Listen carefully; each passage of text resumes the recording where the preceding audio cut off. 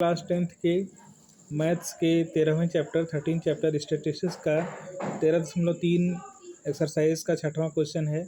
इसमें जो है मीन मीडियन मोड तीनों मालूम करना था। तो इस पार्ट में हम लोग मीन मालूम करेंगे। तो आइए जो है सवाल को क्वेश्चन को सॉल्व करते हैं। तो यहाँ पर जो है नंबर ऑफ़ लेटर्स का जो है ये इंटरवल क्लास इंटरवल दिया हुआ है, तो इसको लिख लेते हैं। इसके बाद जो है नंबर ऑफ़ सरनेम्स की फ्रीक्वेंसी दी हुई है, इसको लिख लेते हैं। इसके बाद जो है हम XI मालूम करेंगे यानी क्लास मार्क। इसको मालूम करने के लिए क्या करते हैं, यहाँ लोअर लिमिट और अपर लिमिट को जोड़कर 2 से भाग दे देते हैं। तो 4 और 1 को जोड़ेंगे और 2 से भाग देंगे तो आएगा 2.5। इसी प्रकार से 4 7 को जोड़ करके 2 से भाग देंगे तो 5.5।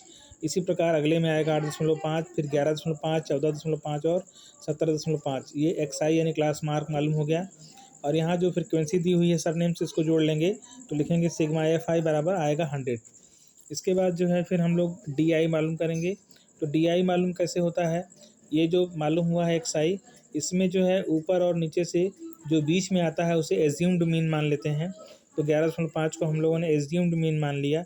तो इस पूरे जो है एज्यूम्ड मीन के साथ वाला जो ये है दिया हुआ लोअर लिमिट अपर लिमिट का जो क्लास है, तो इसको जो है हम लोग मीडियन क्लास मान लेते हैं।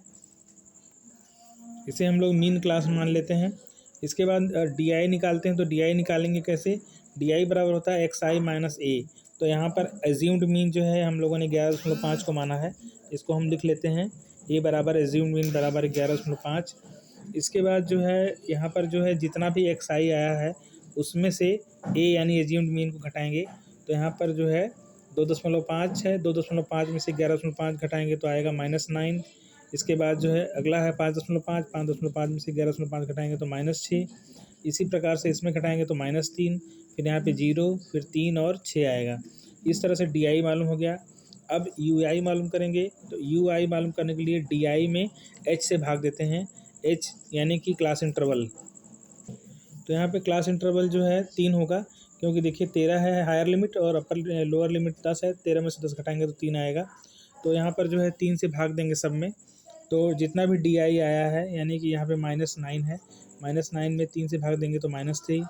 फिर यहाँ पर है -6 में 3 से भाग देंगे तो -2। यहाँ पे -3 में 3 से भाग देंगे तो -1। इसी प्रकार से नीचे जो है फिर 0 1 2 आएगा, ये DI हो गया। इसके बाद जो है यहाँ पे UI और जो वो है FI और UI को हम लोग गुणा करके लिख लेंगे। तो UI का कॉलम ये है और यहाँ पे फ्रीक्वेंसी वाला कॉलम ये है, इन दोनों का गुणा करेंगे तो फ्रीक्वेंसी है 6 और यहाँ पर जो है UI आया है -3। तो 6 गुणे -3 करेंगे तो आ जाएगा -18। इसके बाद अगले वाले में इसी प्रकार से करेंगे। तो यहाँ पर जो है -2 है UI और यहाँ पे जो है फ्रीक्वेंसी है 30। तो 30 जो है इसमें गुणा करेंगे -2 में, तो 30 गुणे -2 बराबर आ जाएगा -60। देखिए इसी प्रकार अगले में करेंगे तो 40 - 1 -40, फिर 16 गुणे 0 0, फिर 4 गुणे 1 4 और 4 गुणे 2 8। इनको टोटल करेंगे तो आ जाएगा सिग्मा FI UI बराबर -106। अब इसके बाद जो है अन्य वैल्यू मालूम करते हैं। तो यहाँ पर देखिए A एज्यूम्ड मीन हमने लिख लिया है 11.5 जो माना गया था, और क्लास इंटरवल H जो है वो 3 आया है।